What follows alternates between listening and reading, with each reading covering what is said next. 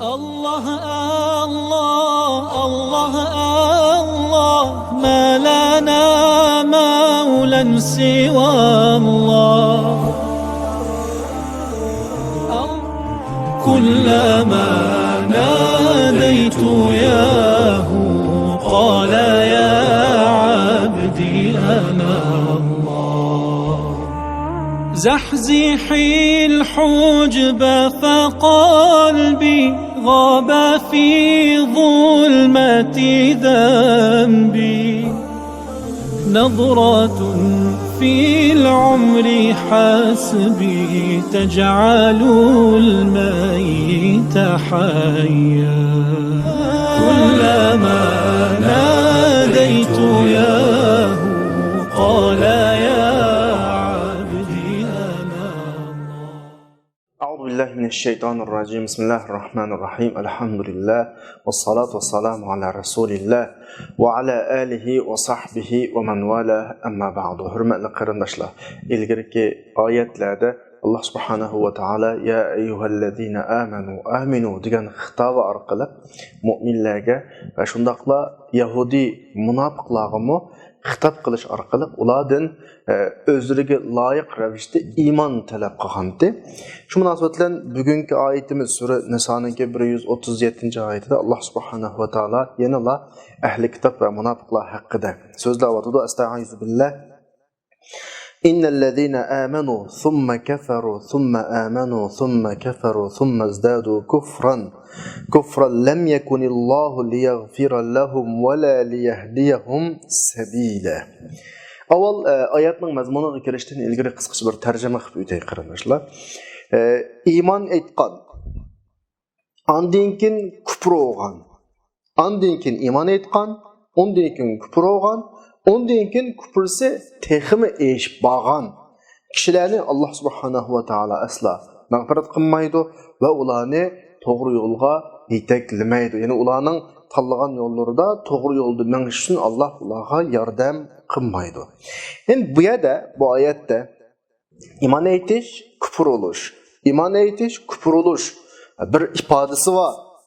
Oyatdagi maqsad qilinayotgan kishilar birisi munofiqlar, yana birisi ahli kitoblar deb qarasak ehtimollikning ichidan bir ehtimollik qo'ygan bo'ladi. Ya'ni oyat shularni o'z ichiga oladi deyishga bo'ladi.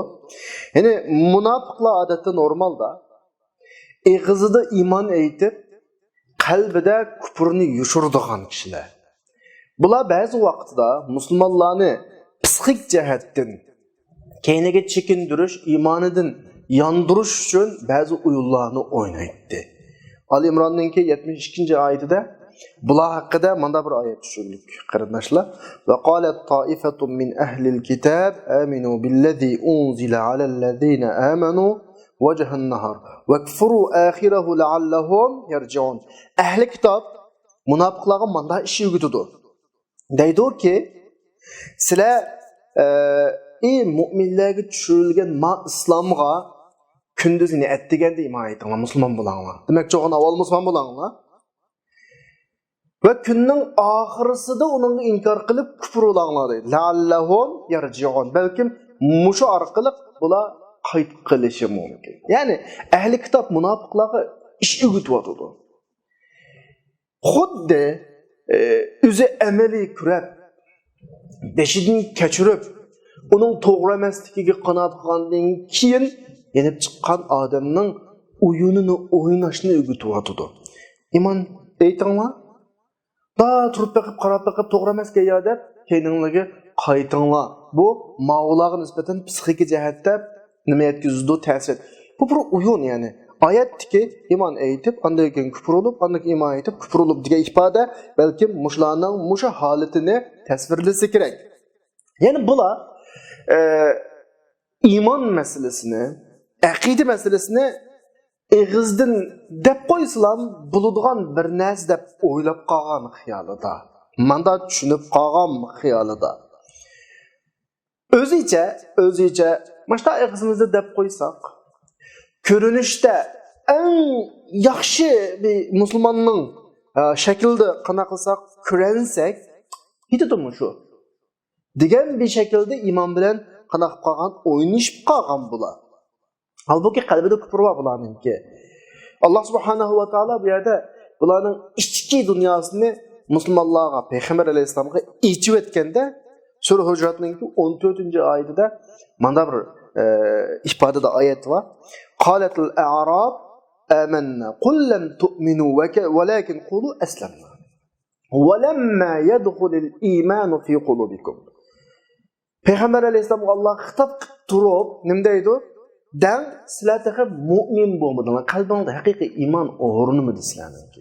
Sizlar faqat ko'rinishda musulmon ko'rinyapsizlar. Ya'ni musulmon bo'ldinglar. Desanglar bo'ladi qizing, chunki musulmon jamiyatida o'zinglarni musulmon deb yashayapsizlar.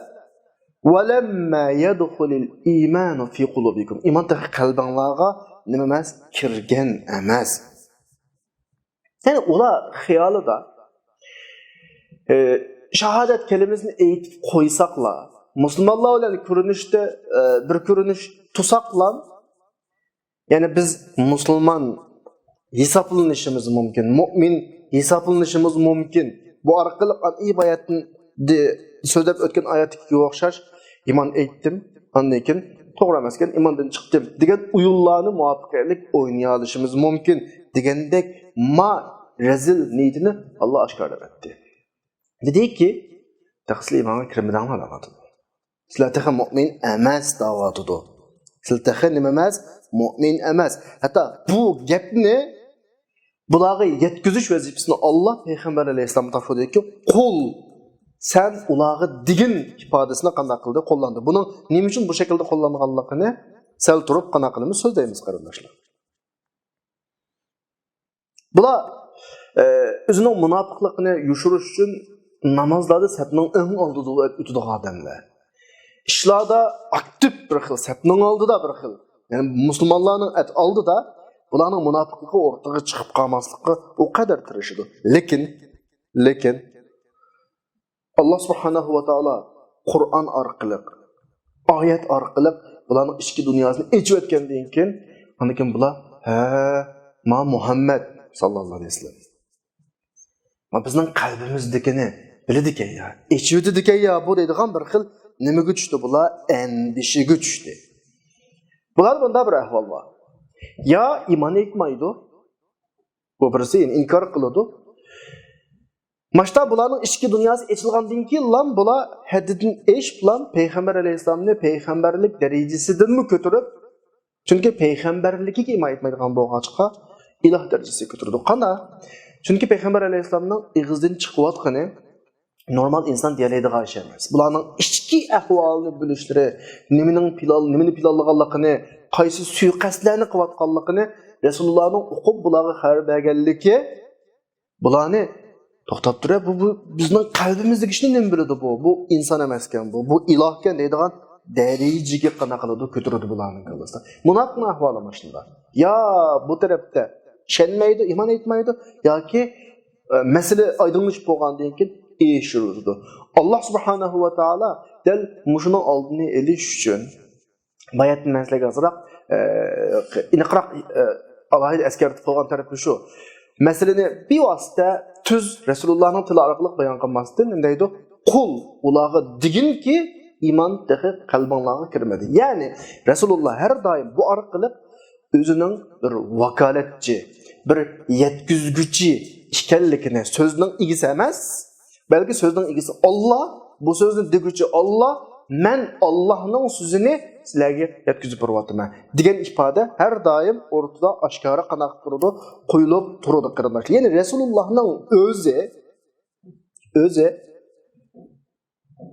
bu masalani oydinlashtirib turgan bir holat oyatdan, ya'ni qul degan dan ularga degan mush ifodadan har doim qanaq turadi, akaz etib turdi. Hatto bizning zamonimizda ba'zi mustashriqlar Qur'oni Karimdagi ba'zi ma'lumotlarga qarablar, xuddi bayatni deganimizdek bir ideyalarga yoki fikrlarni o'tirib qo'ydi. Muhammad inson emas u, sallallohu alayhi vasallam. U bu qadar narsalarni u vaqtda qanday bilsin deydi. Ya'ni bular u oshna bir insonlar. Ya inkor qiladi, yo'qqa chiqaradi ya'ni, yoki masala oydinlashib, masalaning aniq ekanligi, rost ekanligi o'rtaga chiqib qolgandan keyin odamlik darajasidan ko'tarib ilohlik darajasiga ko'tardi. Alloh bizni bu aqldan, bu ko'rlikdan Alloh bizni qana qilsin, saqlasin. Bizning mu'min bo'lish sifatimiz bilan bizdan talab qilinayotgani Muhammadni sallallohu alayhi vasallam Alloh tarafidan vahiylarni bizga yetkazadigan elchi deb ishonish. Chunki Payg'ambar alayhisalom normal insonga o'xshash insonlik salohiyat bilan so'zlamaydi. Chunki deyilayotgan gaplarga qaraganimizda, Qur'onga qaraganimizda, hadislarga qaraganimizda normal inson deyiladigan yerda emas. Ammo biz munofiqlar yoki yana birlariga o'xshash Rasulullohni insonlik darajasidan ko'tarib ilohlik darajasiga aslo ko'tarmaymiz. Bu qat'iy nemo shirk qarindoshlar. Endi bayatınqa oyatga munosabatli bir narsani qo'shib qo'yay. Bularga Qur'on xitob qilib, sizlarning qalbingizga tahi iymon kirmadi degan oyatda mana tarjimada yorqin ifodalashga tirishdim. Tahi ifodasi bor. Walamma yadkhulul iymanu fi qulubikumda tahi ifodasi. Odatda normalda tilda bu ifoda bir ishning yuz bermaganligini, lekin yuz berish ehtimolliqi, umidi, borligini ko'rsatadi. Masalan, tehi kammidi desa, kelish ehtimoli bor yo'lda degandek bir ifodada. Bularga tehi iymon qalbingizga kirmadi ifoda, ya'ni bularga nisbatan ishni taqvo etmaslik. Hatto bular munofiq bo'lsa-mu, tavba qilib iymonga qaytib qolsa, ya'ni har doim qarashimiz uchuq ifodasi bo'lib, amaliyotda shu vaqtda munofiq hisoblanadigan nurg'un kishilar tavba qilib iymonga amaliy rostchilik bilan kirgan ahvol bor. Ya'ni bu Qur'onningki boshqalarning oldida ishni taqvo etmaslik metodi yoki uslubi yoki manhaji deb tushunsak bo'ladi qarindoshlar. Endi bayatınqa oyatga qaytayli. Iymon etgan, andan keyin kufr bo'lgan, andan keyin iymon etgan, andan keyin kufr bo'lganlarni biz bayatdan munofiqlarga oldik. Munofiqlarning bu oyatga tushadigan tarafi shu. Bular iymon aytadi, kufr oladi, iymon aytadi, kufr oladi degani eg'iz iymon aytib qo'ydi, qalbi kofir. Shunda musulmonlarning orasida turgandan keyin bir masala oydinlashsa, iymon aytaymi yo? Bir holat keladi. Yana qalbidagi kufrlik tatib ketadi. Mashta shaklda bularning munofiqligi shu shaklda davom qiladi bu bir. Ondan keyin buning yana bir ehtimoli ahli kitobni o'z ichiga elishi mumkin. Ya'ni nima demoqchi desa, ahli kitob Musa alayhisolamga iymon etdi, Tavratga iymon etdi deyli. Ondan keyin kelib bular İsa alayhisolamga kofirlik masalan. Bularning uchun bir bo'liklari İsa alayhisolamga iymon etdi deyli. Keyin kelib Peygamber aleyhissalatu vesselam g'anim bo'ldi, kafir oldu degan gap. Ya'ni iymon etdi, kafir oldu, iymon etdi, kafir oldu. Ma shaklda tushunsakmi bo'ladi. Ma shaklda. Oyatning davomidagi ondan keyin bular kufrisi deb texmi eshib ketdi degan ifodani buni qanday tushunamiz desa, munofiqlarga olgan vaqtimizda shu munofiqlik qilgan peti tavba qilib iymon tarafiga qaytmay o'lib ketsa kufrning en yuqori pallasi hisoblanadi. Bularning kufrisining ziyoda bo'lgan tarafi bu. Ahli kitobga nisbatan bular Payg'ambar alayhisolamga iymon etmaganligining o'zi kufrning eng yuqori yuksak tarafi. Nima uchun? Chunki ilgirki payg'ambarlardan keyin payg'ambar kelish umidi bor. Kitoblardan keyin kitob tushish umidi bor. Ma payg'ambarga ishonmadi masalan. Agar hayot bo'lib qolsa, yana bir payg'ambar avatilib, yana bir kitob chiqib, uni iymon etib qolsa, belki onun günahı yürüyüş mümkün. Ama Resulullah'tan keyin keladigan bir payg'ambar yo'q. Har qancha saqlasin. Qur'ondan keyin tushadigan kitob yo'q. Ya'ni Qur'on eng oxirgi kitob, payg'ambar alayhisalom eng oxirgi payg'ambar. Mushu payg'ambarga ishonmadi, mushu kitobga ishonmadi. Bu kufrning eng yuksak tarafi. O'ziga chiqqan yeri. Bundan keyin bundan chiqish yo'li yo'q degan gap ya'ni. Undan keyin uning bir to'g'ri yo'lni tepish qilib fursati yo'q. Chunki payg'ambar kelmaydi, Qur'on yoki boshqa kitob takror qilmaydi, tushmaydi. Undan keyin summazdadu ular kufrda texmi eng yuqori darajaga yuqori darajasiga yetdi, azaliligini eng oxirgi son nuqta. Ya'ni bundan keyin bularningki bir yo'l tepish ehtimoli yo'q, bir nuqtaga keldi bular degan gap. Unda bu mushu darajaga kelsa Allah bunga qanday jazolaydi bularning erishdigini nima desa, oyatning oxirisida lam yakunillohu liyaghfira lahum ve la liyahdiyahum sabila. Allah kesdi gapni. Allah bunu asla nafrat qilmaydi va bularni to'g'ri yo'lga mu qana qilmaydi, başlamaydı. Nima ishqa? Mayli oyatni munofiqlar haqida olaylik yoki ahli kitoblar haqida olaylik. Bularning buni qilishdagi maqsadi bir haqiqatni istab qilgan ish emas. Iymon aytib kufr bo'lish, bir payg'ambarga iymon aytib, yana bir payg'ambarga kufr bo'lish, bir kitobga iymon aytib, yana bir kitobga kufr bo'lish, attigini iymon aytib, kashda yana bo'lish, bugun iymon aytib, atsi yana bo'lish, tilda iymon aytib, qalbida kufrni yushirish. Bularning hammasi bular bir kallasidagi bir aqlga mutayanmaqlik hatta buningda. Faqat xohishi, o'zining nafsi. Ondan keyin fitna, yani masalani bu yerda qalaymuqon qilish, fitna tug'dirish.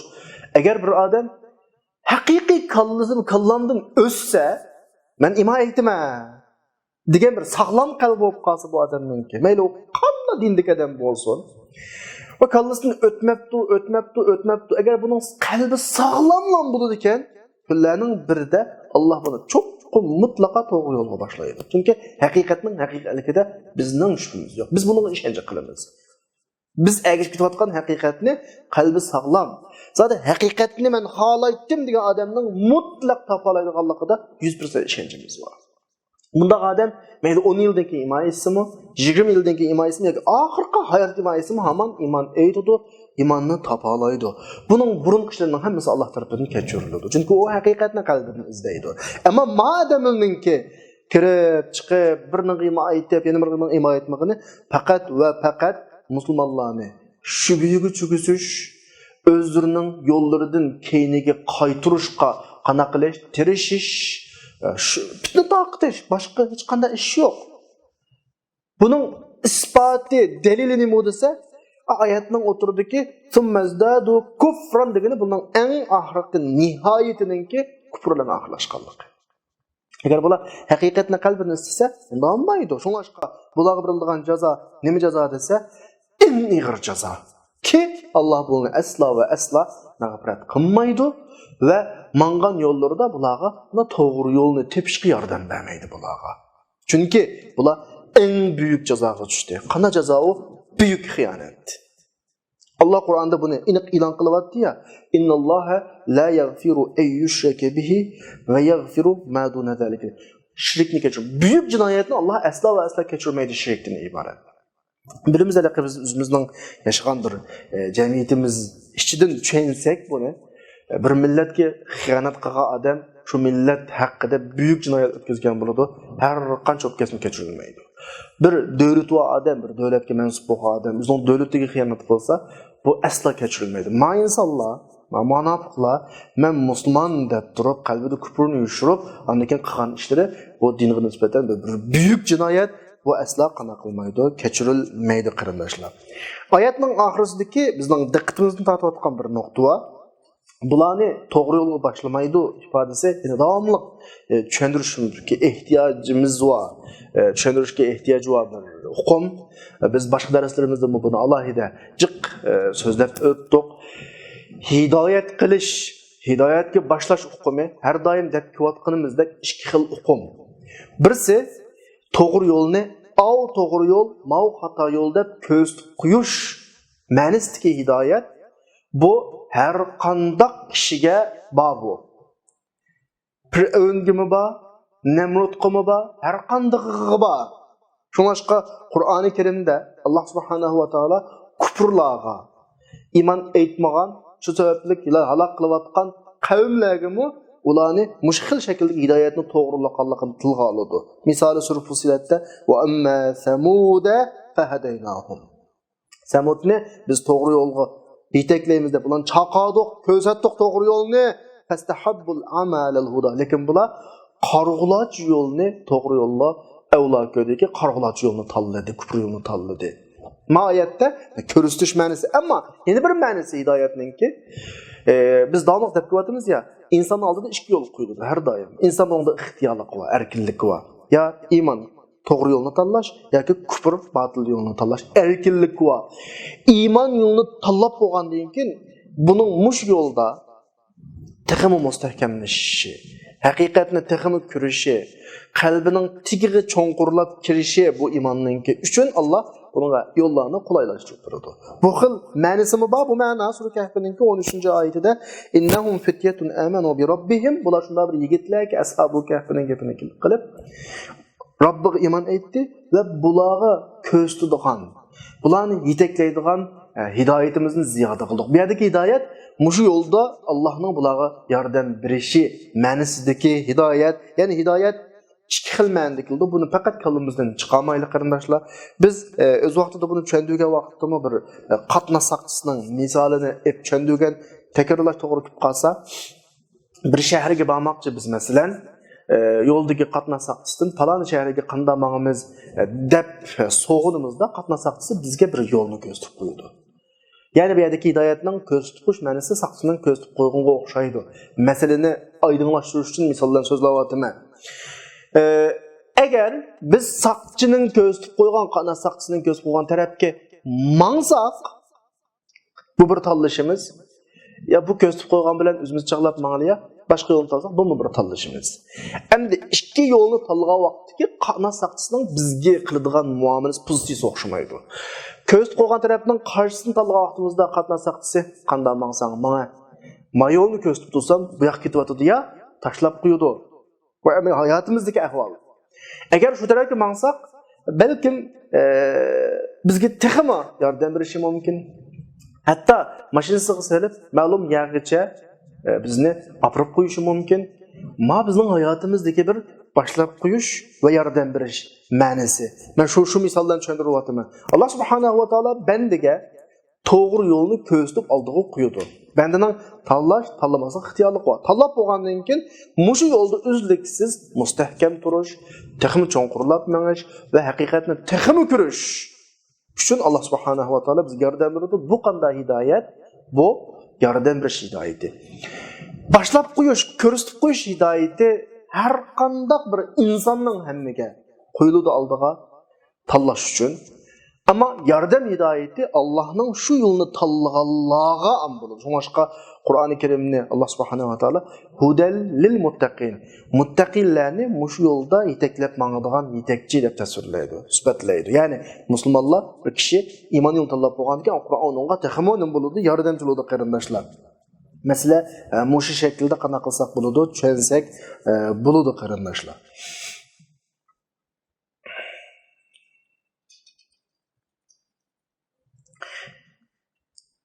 Yani ayetning oxiridagi Alloh ularni asla mag'firat qilmaydi, chunki ular buyuk jinoyat o'tkazdi, buyuk xiyonat o'tkazdi va ularni hidoyat qilmaydi deganning o'zi nima bo'lsa, chunki ular bu yo'lni tanlamadi, boshqa yo'lni tanladi. Boshqa yo'lni tanlagan odamni Alloh qanday yordam bersin? Nima uchun yordam bersin? Ular asla nima bermaydi, yordam bermaydi. Eson oldi bo'lsin. Alloh tarafiga mangan odamga Alloh yordam beradi. Başka yolunu tanlagan adamdan Allah bihacet, onun başka yolunu tanlaşı bilen Allah'a hiç qanday bir nima yetib qolmaydi, zarar yetib qolmaydi. Mush noktadan hidayet kimden deyimiz? Allah subhanahu va taoladan deyimiz. Allah bunday kishilarni, ya'ni iniq to'g'ri yo'lni va yeni bir yo'lni ko'rib turib, yeni bir yo'lni tanlagan kishilarni hidayetga asla va asla qanday qilmaydi, boshlamaydi. Hidayetga boshlaydi deganga jannat tarafga uning qo'lidan tutib yetakladi deganga. Unda odamlar boshqa yo'lni tanlagansa nima uchun yetaklasin o yo'lga? Yine bir ayette Sura Nisa'nınki 168-69. ayetlerde muşuna o'xshash bir mazmunda ayet var. Lem yekunillahu liyaghfira lahum ve la liyahdiyahum tariqa. Allah ularni asla mag'firat qilmaydi ve ularni yo'lini yetaklamaydi. Yetaklasini bularga mush yo'lni tanlagan bo'lg'achqa menga deb mangdib qo'yish to'g'ri kelib qolsa, shu mengu yashaydigan, mengu qoladigan cehennem yolu bulana qanday boshlab qo'ydi degan ma'noda yana bir mush ma'nodagi oyat Sura Nisa'ningki 168-69 oyatda keliglik qarindoshlar. Anikin munofiqning mush ahvolini tilg'ab bo'lgandan keyin 138 oyatning davomida deydi Alloh subhanahu va taolo bashshiril munafiqina bi anna lahum azaban alima. Munofiqlarga qattiq dardlik azob bilan xo'sh bishorat ber deydi. Nima uchun? Chunki munofiqlarningki hammaylar biladigan yoki hammaylarga isbotlangan bir sifati muqimsizlik. İmandan qaşda ko'rinadi birdan, kufrdan qaşiga boradi birdan. iymon rangi bilan ranglanadi birdan, kufrning qorong'uligi bilan ranglanadi birdan. Ma shaklda bo'ladi bularning ahvoli. Bu munofiqning ahvoli. Munofiqlar asla o'zining mavqesini aniq o'rtaga qo'ygan shaxslar emas. Ya og'zidan chiqqan musulmonlik bilan doim musulmon bo'lmoqlik yoki qalbidagi kufr bilan oshkora nim bo'lmoqlik, kufri bo'lmoqlik. Ya'ni ikkisining o'rtada. Munofiq so'zligi degan so'zningki asli yiltiz ko'kiga qaraganimizdami? Munofiq degan asli sarodagi bir chashqanningki bir to'riningki ma'lum bir ish harakatiga qo'yilgan sifat asli. Bu chashqanning turi uvusidan bir qancha tushuk ochidi, ig'iz. Matushukdan chiqadi. Shunda xim xatarnis qilsa, atushukdan chiqadi. O tushukni saqlab tursa, atushukdan chiqadi. Ya'ni buning nadan chiqadiganligini uqlamaydigan bir holatga munofiq so'zni ishiltidi, nafaqa so'zni ishiltidi. Munofiqning ahvoli shu shaklda bo'g'achqa buningga qanday ism qo'yilgan? Munofiq ism qo'yilgan. Oyatning mazmuni shu, ammo oyatning bizning diqqatimizni tortayotgan bir qismi bor. Munofiqlarga xo'sh bishorat biring ifodasi. Aynan shunda o'g'achqa men shuni tarjima qilyapman. Bu yerda nima uchun xo'sh bishorat ifodasi qana qilingan, qo'llanilgan deyilsa bu hamda munofiqlarni bir zangli qilish deb tushunsak bo'ladi. Biz turmush so'zlarimizda adabda qattiq, piqsiq, bixil, ochko'z birisini bizning birna kasa mert, sixiy odam keldi deb tasvirlaganga o'xshash yoki qattiq qo'rqinchoq, qo'lidan bir ish kelmaydigan odamni botur, qahramon deb sifatlab qo'yganga o'xshash bir ifoda. Bu nuqtadan bularga masxara shaklda xo'sh bishorat ma'nosi qo'llangan bo'lishi mumkin. Nimishqa? Chunki bularning qilgan qiliqi aniqla do'zax azobiga iboradigan ish. Bular buni o'ng'irlik, musulmonlarning orasida biliglik. Ashta bilib turib qilganligi xuddi bular do'zax azobini suydigandek bir hol shakllandi. Do'zaxga kirishni yaxshi ko'radigandak hol shakllandi. Qur'on bunga da'vatidiki, sizlar do'zaxga kirishni yaxshi ko'rdingmi? Do'zax azobining borligini bilib turib bu yo'lda mangan-ku, munofiqlik qilgan-ku, anda bo'lsa sizlar yaxshi ko'rgan azob keldi. Anglamına degan shakldagi bularga nisbatan bir doq ya'ni. Bir doq. Doq qilish, masxara qilish bularni. Bu bir ifoda. Yana bir ifodasi bularning duch keladigan azobni texmo hassa ko'paytirilgan shaklda bularga ko'rsatish yoki bularga azobni asiltish. Masalan, buning misoli qanday desangiz, masalan bir asr deyli. Düşman əsrini xorlaydı, azaplaydı, qiynaydı, ussuz qoydu, aç qoydu məsələn. Ussuzluqdan ölək deb qalğan bir əsr qattiq qiynildimdi. Bu bir azap. Azapның üstüge sudun birini ekilib, hele bununla qiynaşqı məsələ o adam. Şunda ekilib su içəmsə deb aldığı tənləb, içəydəb qolunu şunda sozğanamalarını tatıb alsa, bu bir azap əmdi. Çünki ussuzluqdan ölək deb qaldı. Qattiq təşna. Aldıdı suva verməvadıdı. Bu bir qat-qat azap. Texim azap muş suni köz aldıda yerə tüküvətsə teximini azap. Şununla oxşaş Mavlağa xoş bisharet ifadəsilə do'zax azabını vədə qılınğanlığı azapның aldıda mana elana şu suyumlik azap degandek buluğa chiroylik nom bilan berilgan bir azap ifodasi. Xuddi suni ekilib tanlaganligi onun bir xoş bisharet ekegandek shuna ichayda tursa suni tatib olib tükvetgan bir ifodani misol qildik-ku. Munofiqmi xoş bisharet birinlar desa xuddi sudanlangandek birga. Kendillam qattiq azab degandan busini elib olib tükvetgandek, ya'ni o'ylig'ining ta'tirisi kelib qolgan. O'ylig'ining dal eksi kelgan shaklda bularga bir nimbagan ahvol azobini ig'irlatgan ahvol. Yeni bir misol olsam, texmi tushunishlik bo'lsin uchun. Bir dada bolasini doim eskartib turdi. Balam, darsini obdan muzokara qil. Darsini obdan muzokara qil. Balam, darsini obdan muzokara qil. Pul o'tdi, bola o'ynaverdi, tiliqini qilaverdi. dadasının getirip pisand qilmadi. Kun kelib imtihondan qilib qoldi. Shuning bilan uyga kelib dadasi balaning imtihonda o'tmaganligini anglagan vaqtda, tabriklayman balam, imtihondan o'tmabsiz, imtihondan nol afsiz degan bir jumlasini tasavvur qilib boqaylik. Dada balaning imtihondan o'tmaganligini tabriklayman, muborak bo'lsin, siz bilan boshlaydi. Bu aniga nisbatan texim ig'ir bir xil ahonat ifodalasa kerak qarindoshlar. Shunlashqa oyatda munofiqlarga azobni teximi qana qilish uchun, ko'tarish uchun masxiri shaklda azobni haslatish shaklda shunlashqa qattiq azob bilan ularga biringlar xo'sh bishorat biringlar ifodasi qana qilingan qo'llangan. Qur'onda bunday ifoda etiladi. Masalan, davzaxga chiqib qolganlarni tasvirlab Qur'onda Sura Kahfning 29-oyatida va yastaghifu ular suv talab qilsa, davzaxda qattiq tashna bo'lib, bizga suv beringlar desa, yug'asu ularga suv beriladi. Ularga beriladi. Qanday suv beriladi? Ularga qanday yordam beriladi masalan? Deyilsa, bima'in kalmuhli. Suv beriladi desa, xuddi tashnalikqa qanadigandek. Zada bunun tələbi orundangandek bir ma'no. Deb kendine kalmuhli yashfil vujuh degandan keyin xuddi qo'g'ishining eritilmasiga o'xshash ularning yuzlarini kuydirib tashlaydigan suv beriladi. Mana shakldagi ifoda bu. Dozaq kelganda suv talab qiladi, tamam suv beriladi deb suv beriladi, uni odatdagi ishga bo'ladigan suv emas. Xuddi shunga o'xshash bir xil ularga azobni qana qilish, hasiltish.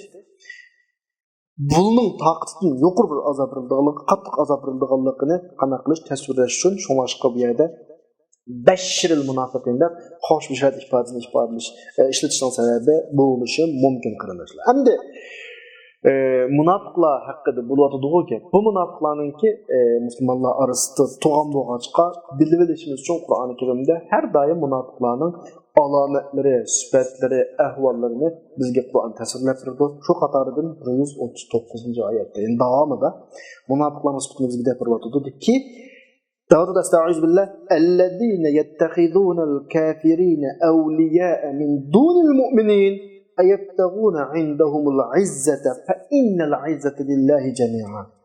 Munofiqlarning bir alohidligi, xususiyati, bularni farqlantirishning usuli bular mu'minlarni qo'yib kuffarlarni o'ziga avliyo, ya'ni do'st, homiy qiladilar. O'zicha Muşlarning qishda tutsak, muşlar bilan bir safda tutsak, biz qaznimiz, azizulimiz, g'albaga erishimiz deb o'ylaydi. Acaba bularning qishda izzatni izdanmi? Albatta, izzat, haqiqiy izzat hammasi kimga oid? Allohga oid. Dushmanning qishidan, kofirning qishidan nima topilmaydi? Izzat topilmaydi. Ya'ni bu munofiqlarning birinchi ayrılalaydigan sifati. Yani düşmanın sepirini sepeliş. Onu özgü dost dep qaraş. Onu özgü yardım berib dep qaraş. Onu özgü hami dep qaraş.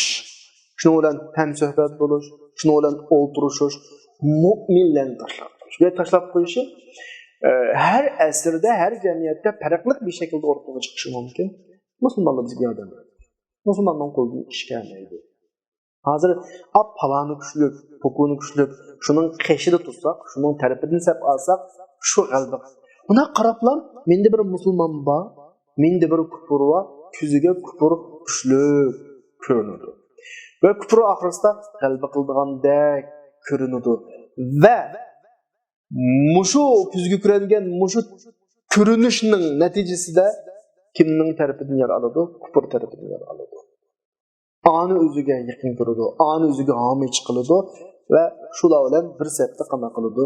Mang'adu bu orqali izzat keladi. G'alba kelishmoq keladi. Halbuki g'alba ularning qishida emas. Endi inson dunyoda sog'lomlam bo'ladigan, saranglam bo'lmaydigan bir nishonga qaratmoqda. Bularning nishoni bel uttagıcı olmaslık hesapta. Nuşka küzüge, ben bayatın dep ötmüyor, Müslümanlar sepi, naklı dağındaklar. Uttur dağındaklar kürünür münafıqның küzüge. Kapır sepi, yani karşı taraf demekçi. Uttur dağındaklar kürünürdü. Üzü gerçi özünü ben Müslüman dep, Müslümanның qatarını qalğan bilen, lekin sep elişta, taraf tutuşta kapır tarafını tutudu. Yani izzetini müşahedin almakçı buldu. İzzet degan so'zni qarindoshlar tushuntirishimning hojati yo'q. İzzet oxirgi g'alaba boshqalar cheqilishdan hayminadigan boshqalarga egilib qolmaydigan bir holatni izzet deymiz. Kufrning qishidan bular mujnunga erishimiz deb qana qiladi o'ylaydi bular. Hamda asli Munafiqning azroq kallasi ishlasa, azroq o'ylanib baksa, inson biz bayatning izzatini tunishtirgan bayatning tushunchalar bo'yicha boshqaning oldida beshini egiz tutadigan, o'zining g'ururini saqlaydigan, egilib qolmaydigan, muhtoj bo'lib qolmaydigan, boshqalar uningga hujum qilish, zarar yetkazishdan bir xil ayminadigan bir holatga kelishni üzgü o'xshash insonlarning istigining o'zi tam izzatsizlik, tam xorlik. Chunki u bir inson bu shu izzatni izlayotgan, talab qilayotgan, ya shu orqali erishmoqchi bo'layotgan qarshi tarafidagi hali qilib o'xshash inson. İnsanda neler buludu, neler bulmaydı, bunu biz yaşayatımız ya hayatta. Bugün küçükler ete aciz kaldık ahvallah. Bugün taxt olduk Allah, ete türümü bitirdik ahvallah. Bizden küzümüz gibi bugün küçülük kurangen kupre. Bizge okşaş insan bu Allah'ı üçün lan, o ete yeni bir makam uçup kaldık Allah'ı. Bu inip bir mesele, bunu işiniş gerekti, bunu düşünüş gerekti. Lekin bulanın ehmaklığı şu ki, başka tarafı kılmış bağmaydı bulanın. Bugünkü nöbetdeki küfrdeki güçlülük, küfrdeki özü izzet deb qaragan bir şekil, halet bunu şu tarafta qanaqa tatıvadı. Halbuki emniyet şu ki izzet kim tarafı deydi? Özgermez. Ma dünyanın ilgisi aşı küfrden yaratkan, müminlerini yaratkan. Hak Teala Subhanahu ve Teala tarafı idi. Allah Subhanahu ve Teala izzetli erişimiz için ma'lum bir sebep kanunu e'lani bu hayatta bekletti. Biz madem muşu işini kılsak Allah Subhanahu ve Teala bizge ne biretti? İzzet biretti.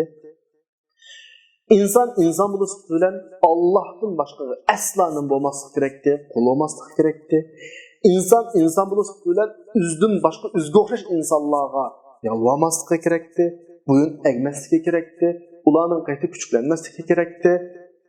Asli izzet ma şekilde buludu. Üzgü okşaş insanlığa boy egeş, küçükleniş ve ulanı kululuş arkalık emez. İnsan özünün insanlık izzetini saklaşılan buladı. Bu hemmesi nereden kiletti edilse Allah Subhanahu ve Teala Rabb'den kiletti. Bir misal alsam, İzzet Allah'tan diyen noktada bir misal alsam. Mesela deyli bir kembeğal insan var. Fevkuladde fırsatga ihtiyacı var. Başkalarının yardımına ihtiyacı var. Başkalarının kışığa pul ve bana yardım kıl deb verişmek özü bir xarlık. Ama Allah Subhanahu ve Teala muşu kembeğalni qat'i aşu xarlıqqa duçar qiladi. Qana qildi? Baylag'ir deydi ki Allah. Sizlar kembeğalga qarz beringlar demidi. Nim dedi Allah? Allah'a qarz beringlar. Men zellezî yuqridullaha qardan hasana.